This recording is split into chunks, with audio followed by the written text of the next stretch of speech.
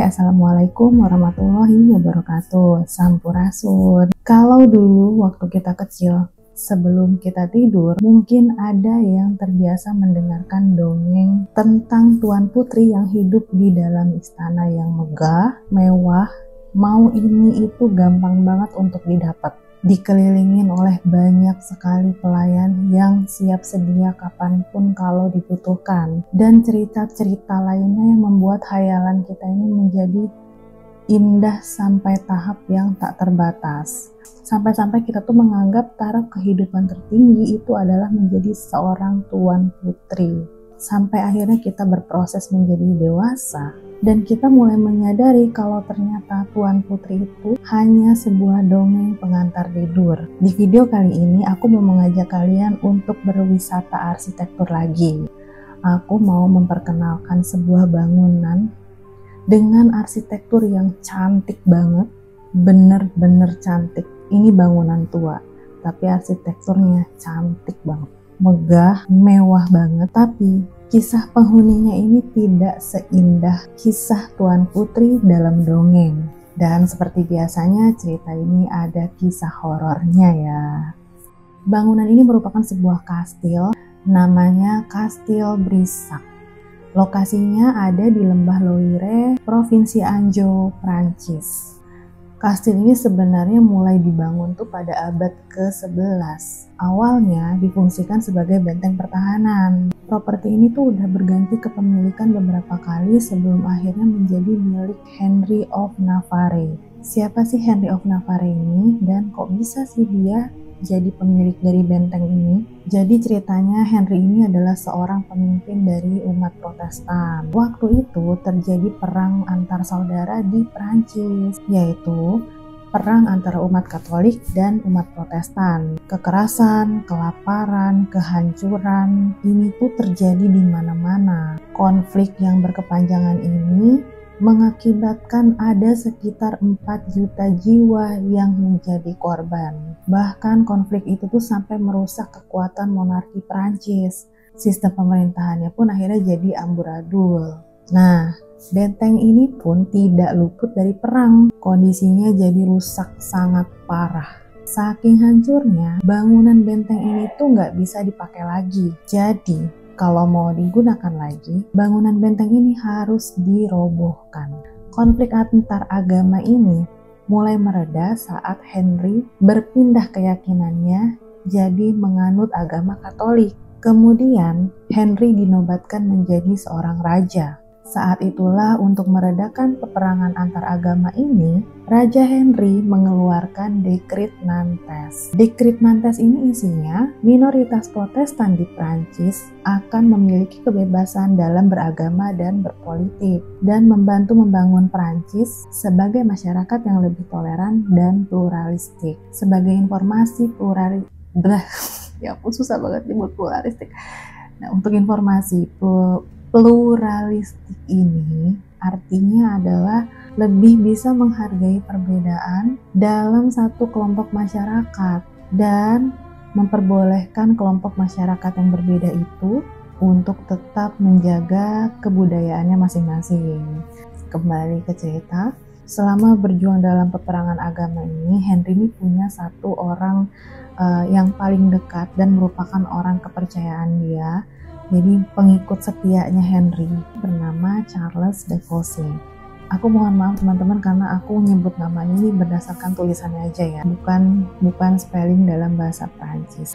Sebagai rasa terima kasihnya Raja Henry ke Charles yang udah setia menemani dia berjuang bersama-sama. Nah, Raja Charles ini memberikan gelar bangsawan kepada Charles, yaitu Adipati Brissac. Selain memberi gelar, dia juga menghadiahkan properti berupa bangunan benteng sekaligus uang untuk membangun kembali bangunan benteng yang udah porak-poranda tadi. Sama Charles, bangunan benteng ini pun disulap menjadi kastil yang termegah di Anjou, Prancis dengan gaya arsitektur barok. Gimana sih bentuk bangunan barok itu? Kurang lebih ciri khas bentuk bangunan barok itu seperti bangunan Romawi, banyak ornamen seperti di gereja, dan bentuk atapnya tuh seperti kerucut. Bentuk arsitektur barok ini menjadi sebuah tren karena saat itu merupakan era kejayaan gereja Katolik. Singkat cerita, beberapa waktu pun berlalu sampai akhirnya bangunan benteng ini berubah menjadi sebuah kastil yang cantik, bahkan tercantik dan termegah di Anjou, Prancis. Walaupun sempat mengalami kehancuran, terus direnovasi kembali, bahkan sempat menjadi bangunan yang terlantar, tapi kastil yang mulai berdiri dari abad ke-15 berhasil bertahan sampai sekarang. Berarti usianya itu udah sekitar 600 tahun ya. Seperti umumnya bangunan tua yang udah berdiri berabad-abad ini pasti deh punya banyak banget cerita atau kisah di dalamnya. Kastil ini bisa dibilang sebagai saksi bisu dari segala peristiwa yang dialami sama penghuninya, termasuk juga sebagai saksi bisu dari kekejaman yang pernah terjadi di dalam kastil ini, yaitu penghabisan nyawa secara brutal yang dilakukan oleh Jacques de Bris kepada istrinya sendiri. Sejak kejadian itu, kastil ini dianggap sebagai bangunan yang angker karena sering sekali terjadi atau terlihat penampakan sosok wanita yang menggunakan gaun berwarna hijau. Karena itulah sosok ini dikenal dengan sebutan Green Lady. Menurut orang-orang yang pernah bertemu atau melihat dengan sosok ini, wujudnya tuh sangat mengerikan. Katanya wajahnya ini rusak dan ada bolong yang besar tepat di area matanya. Aku akan menceritakan kronologi kejadian penghabisan nyawa yang dilakukan oleh Jacques de Bris kepada istrinya. Waktu itu Prancis ini punya raja yang bernama Raja Charles VII. Ratunya bernama Ratu Marie of Anjou. Raja ini punya selir namanya Agnes Sorel. Dengan Agnes, Raja Charles ini punya 3 orang putri. Anak yang kedua bernama Charlotte. Charlotte ini merupakan anak kesayangan raja. Jadi anak emasnya gitulah, yaitu tuan putrinya banget gitu. Walaupun Charlotte ini merupakan anak dari selirnya raja, Ratu Mary ini sangat sayang sekali sama Charlotte. Dapat limpahan kasih sayang dari semua anggota keluarganya. Sejak kecil, hidupnya Charlotte ini nyaman banget. Dilimpahi segala kemewahan, terus segala halnya tuh jadi mudah bagi Charlotte. Apa maunya Charlotte tuh pasti dikabulkan, gimana pun caranya. Hidup enak di dalam istana, mau ini itu, ada asisten yang bantu. Jadi kapanpun Charlotte butuh bantuan itu ada asisten yang selalu siap sedia untuk nyiapin apa kebutuhan dia. Pokoknya dia itu sosok tuan putri yang benar-benar ada dalam hayalan kita waktu kita masih kecil gitu loh. Raja Charles VII punya hubungan yang sangat baik dan hubungan yang sangat dekat banget dengan seorang perwira kerajaan namanya Pierre de Bris. Pierre ini punya beberapa orang anak. Anak sulungnya Pierre bernama Jacques de Bris. Jacques ini sangat menarik perhatian Raja Charles. Soalnya Jacques ini seorang bangsawan terhormat, anaknya baik, menarik, punya pekerjaan yang baik dan sangat mapan. Di era ini, keluarga de Bris adalah pemilik kastil Brissac. Dan Pierre de Bris mewariskan kastil ini kepada anak sulungnya yaitu Jacques de Bris. Melihat kesempurnaan yang ada di diri Jacques dan mengingat Charlotte yang sudah tumbuh menjadi dewasa, Raja Charles ini beranggapan bahwa rasanya udah cukup ya bagi Charlotte untuk dia berumah tangga. Akhirnya Raja Charles pun menjodohkan Charlotte dengan Jacques. Mereka bertemu dan ternyata cocok, hingga akhirnya mereka pun melanjutkan hubungan ke jenjang pernikahan. Dari pernikahan ini, Charlotte dan Jacques memiliki 5 orang anak.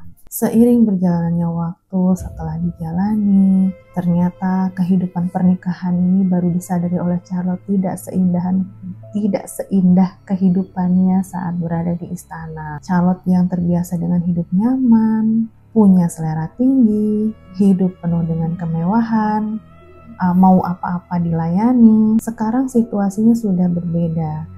Dia harus ikut suaminya, harus ikut Jacques pindah ke Kastil Brissac yang posisinya tuh ada di pedesaan. Charlotte ini merasa nggak nyaman, harus menjalani tugasnya sebagai seorang istri, melayani suami, mengurus 5 orang anaknya, belum lagi urusan rumah tangga, yang mana semuanya itu harus dia kerjakan sendiri. Jadinya setiap hari dia tuh selalu mengeluh ke suaminya. Sebenarnya ada asisten di rumahnya, cuman memang tidak semudah seperti kehidupan dia waktu masih di dalam istana. Mungkin karena Charlotte ini setiap harinya ngeluh aja ke suaminya, jadi Jacques ini lama-lama pusing juga ya. Bangun tidur, buka mata, istrinya ngeluh, pulang kerja lagi capek-capeknya, bukannya disambut dengan ceria dan senyum, istrinya malah ngeluh. Akhirnya mereka berdua ini tuh sering banget bertengkar. Akibatnya Jacques ini jarang ada di rumah. Dia lebih banyak menghabiskan waktu di luar rumah. Kadang dia berkebun atau kadang dia berburu karena emang hobinya dia tuh berburu. Sampai-sampai saking seringnya dia berburu, dia tuh punya satu geng gitu loh, satu komunitas yang isinya tuh orang-orang yang senang berburu. Suatu malam, tepatnya tanggal 31 Mei 1477, Jacques dan gengnya ini dapat hasil buruan yang banyak. Saking senangnya tuh mereka tuh sampai pesta. Ya kalau udah pesta kan pasti mereka pun gak jauh-jauh dari minuman beralkohol ya. Sampai akhirnya mereka mabuk. Setelah pestanya selesai, Jacques pun pulang ke Kastil Brissac dalam kondisi mabuk. Setelah dia sampai rumah, dia masuk kamar. Pas masuk ke kamarnya, dia dibuat kaget karena ternyata di atas ranjang dia menemukan istrinya sedang kikuk-kikuk bersama seorang pria. Dan ternyata pria itu tidak lain tidak bukan adalah salah satu anggota dari geng berburunya, namanya Pierre de la Verney. Ya jelas aja Jacques ini jadi murka banget. Dengan amarahnya yang menggebu-gebu, entah bagaimana dia ini menemukan kapak, dan kapak itu dia langsung ambil, terus dia langsung mengayunkan kapak itu ke badannya Pierre berkali-kali sampai Pierre ini tidak bernyawa. Setelah Pierre tewas, Jacques pun langsung mencekik lehernya Charlotte. Gak puas hanya dengan mencekik, Jacques ini mengambil kapak terus mengayunkannya ke kepala Charlotte berkali-kali. Malam tanggal 31 Mei 1477 itu pun menjadi akhir dari hidup Charlotte dan Pierre. Mereka berdua tewas dengan sangat mengenaskan. Tindakan Jacques ini sangat brutal sekali loh kawan-kawan. Bisa kalian bayangin, dari sumber yang aku baca, ada sekitar 100 jejak kapak di masing-masing tubuh korban. Sampai-sampai jasad mereka tuh terlihat sangat mengenaskan. Pokoknya tindakannya tuh kayaknya sangat brutal banget. Jasad Charlotte ini dimakamkan di Biara Benediktin, sedangkan jasad Pierre nggak ada sumber yang menyebutkan jasadnya dimakamkan di mana. Sejak kejadian itu, Jacques pun meninggalkan Kastil Brissac, tapi hidupnya tidak pernah tenang. Katanya setiap malam dia ini selalu dihantui ratapan Charlotte terus-menerus. Jadi dia selalu mendengar suara teriakan Charlotte, terus suara rintihan kesakitannya Charlotte. Jadi dia merasa dihantui lah, nggak pernah tenang hidupnya. Ya iyalah gila aja, dia melakukan tindakan yang brutal kayak begitu. Entah bagaimana cerita kehidupan Jacques berikutnya, aku nggak menemukan cerita kelanjutan kehidupan Jacques setelah kejadian penghabisan nyawa yang brutal itu. Apa dia itu dipenjara setelah melakukan perbuatannya, dihukum mati, atau dia diasingkan? Aku tuh nggak nemu penjelasannya. Tapi kalau teman-teman punya informasi, boleh tambahin di kolom komentar di bawah ya. Jacques sudah pergi, tapi di Kastil Brissac sejak kejadian penghabisan nyawa itu, katanya hantu Charlotte ini sering terlihat bergentayangan di kastil dengan menggunakan gaun hijau. Dari situlah terkenal dengan sebutan Green Lady.